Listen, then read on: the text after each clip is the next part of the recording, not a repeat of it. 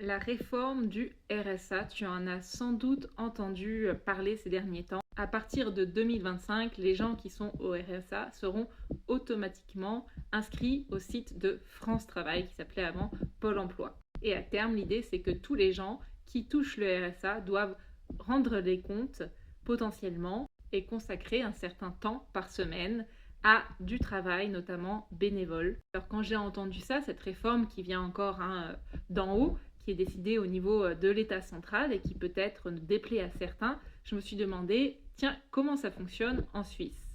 Eh bien en Suisse, c'est pas l'État central, c'est pas la fédération qui décide de ce type d'aide-là, c'est chaque canton.